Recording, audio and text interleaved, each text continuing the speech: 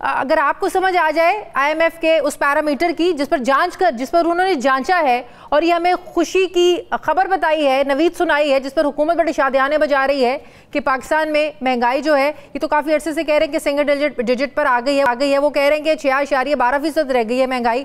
तो अगर आपको समझ आ गई हो तो आप हमें भी, हमारे देखने वालों को भी समझा दें कि क्या वाकई महंगाई इतनी कम हो गई है। बिस्मिल्लाहिर्रहमानिर्रहीम। सो शाज़िया, आई एम ग्लैड कि आपने ये सवाल जो है आज सामने रखा है। देखिए, मैं कोशिश करता हूँ ये एक्सप्लेन करने की कि महंगाई में कमी नहीं आई है। 2023 का जब मालियाती साल गुजरा तो महंगाई के बढ़ने की शरह 29% थी। जब उसके ऊपर अगला साल आया 2024, जो अभी आपने 30 जून को क्लोज किया है, तो उसके ऊपर महंगाई 24% हुई, यानी कि 129 रुपए की चीज़ के ऊपर 24% हुई, तो यानी कि वो 160 रुपए की हो गई। अब how is this year looking, जो अभी मालियाती साल 2025 शुरू किया है, आईएमएफ या कोई भी अदारा जो कि data primary PBS Pakistan bureau of statistics से लेता है, जब मैं उसको जाके पढ़ता हूँ तो मुझे ये दिखाई देता है कि महंगाई के बढ़ने की शरह अब उम्मीद की जा सकती है शाज़िया कि वो ऑन दी एवरेज 10 से 12% के दरमियान इस साल में रहेगी। तो इसका मतलब ये नहीं है कि चीज़ों की कीमतों में कमी होगी, चीज़ों की कीमतों के बढ़ने की शरह में कमी होगी। But the better news for the people of Pakistan is the following. अगर आप इस तरह देखें कि अगर आपके पास 1 लाख रुपया था तो उसकी बाइंग पावर तो बिल्कुल कम हो गई 2023 में, फिर 24 में, बिकॉज आपकी जो 1 लाख है वो अशिया उस तरह नहीं खरीदता जो पिछले साल खरीदता था, बिकॉज अशिया 29% महंगी हो। बट लेट्स होप, मतलब क्या कह रहे हैं, महंगाई कम नहीं हुई है, चीजें सस्ती नहीं हो गई हैं, महंगी होने की शरह जो है महंगाई रुक गई है, इसको कह रहे हैं कि महंगाई कम हो गई है। जी, महंगाई की रफ्तार में कमी हुई है, महंगाई की बढ़ने की शरह में कमी हुई है। But that's also a positive sign in the following way. Let's say Shazia कि आपकी तनख्वाह 92 न्यूज़ इस साल मालियाती साल में 15% बढ़ा देता है। सो अगर ये बात सही हो जाए कि 15% आपकी तनख्वाह बढ़ जाए, आपने देखा है 20-22%, मैं इस पे आमीन कह दूं? आमीन जरूर कह दें। सो अगर वो बढ़ा देता है तो then what literally happens is कि आपकी 15% तनख्वाह बढ़ गई है, पर चीज़ों की कीमतें अगर 10-12% ही बढ़ी हैं, तो फिर आपकी रियल परचेजिंग पावर जो है उसमें इजाफा हुआ है। पिछले साल ये मुमकिन नहीं था, इसलिए कि अगर 15% भी बढ़ाता 92 न्यूज़ आपकी तनख्वाह, तो फिर भी चीज़ें तो 24% बढ़ गई थी, उससे पिछले साल भी बढ़ गई थी। So I think that's the balancing act we are trying to do. अगले साल मैं उम्मीद करता हूं कि ये शरह और कम होकर अब स्टेबलाइज हो जाएगी।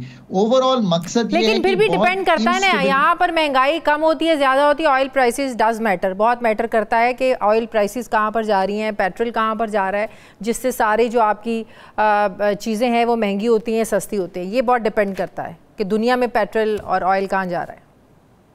25% हमारी जो इस वक्त ट्रेड है, यानी कि इंपोर्ट है, वो हमारी एनर्जी पे है। ये बात आपने बिल्कुल सही रखी। अब ये पाकिस्तान में पता है क्यों मैटर करता है? Because everyone is either going on a motor bike और गोइंग ऑन अ रिक्शा और going on a car, all consuming petrol products. ऐसा नहीं है कि पब्लिक ट्रांसपोर्ट इतनी ज्यादा हो कि लोग उस पर चले जाएं। सो जैसे इंटरनेशनल कीमत बढ़ती है, हम पे एक इम्पैक्ट आता है। जियो स्ट्रेटेजिक हालात, चाहे वो इसराइल और मिडल ईस्ट का कॉन्फ्लिक्ट, जो हमारा यूक्रेन का कॉन्फ्लिक्ट, इन सब ने जो कमोडिटी प्राइसेस है उनको बढ़े हुए रखा।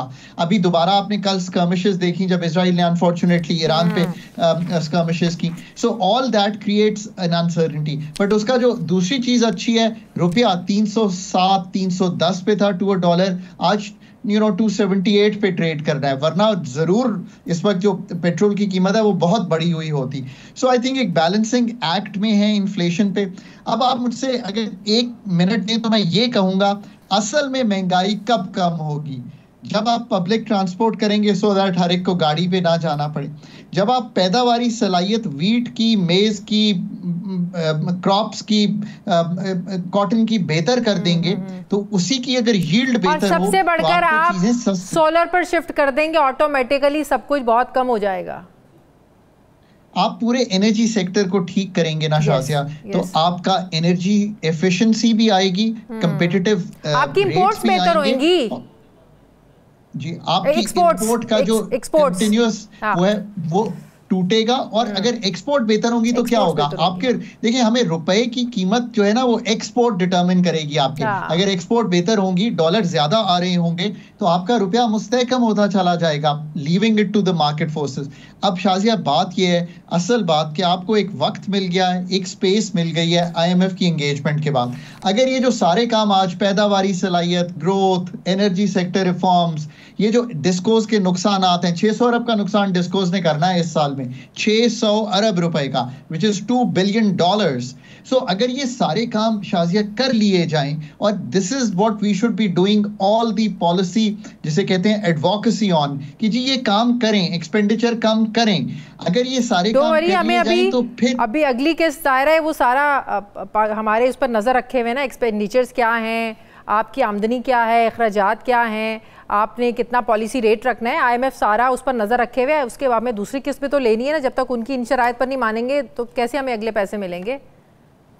मार्च में आपका जब रिव्यू होगा तो दिसंबर के सारे टारगेट्स जैसे आप कह रही हैं, जिसमें इंडिकेटिव टारगेट्स में FPR का टारगेट, प्राइमरी सरप्लस का टारगेट, एनर्जी की जो खसारे हैं उनका टारगेट, जो हमारा इस वक्त नेट फ्लोर है उस पे, स्टेट बैंक के रिजर्व्स पे NIR का टारगेट, ये सारे टारगेट्स डिस्कस होंगे। सो अभी भी 2-3 टारगेट्स में सितंबर में देख रहा था हमने मीट नहीं किया, FPR का नहीं मीट किया। So we should be very very vigilant. Provincial surpluses आनी है इस दफा। Shazia what is different is कि IMF का प्रोग्राम जो है उसने प्रोविंसेस को भी रोप इन किया हुआ है। पहले ये प्रोग्राम फेडरल गवर्नमेंट तक मुहित होता था। सो ये सारे काम, so the road ahead is not easy. ना सिर्फ हमें IMF के टारगेट्स जैसे आपने सही रखा सामने, बाकी सारे रिफॉर्म्स जो आज हमने डिस्कस किए, प्लस आपने ये भी इंश्योर करना है कि जो ग्रोथ का फ्रेमवर्क है वो मुल्क में बने, नौकरियां नहीं निकलेंगी। याद रखिए एवरी ईयर 16 लाख मिनिमम खवातीनो हजरात आपकी जो हैं वो एंटर करते हैं job market. If you can't give them jobs, that is the real test of how Pakistan is progressing. True, very true.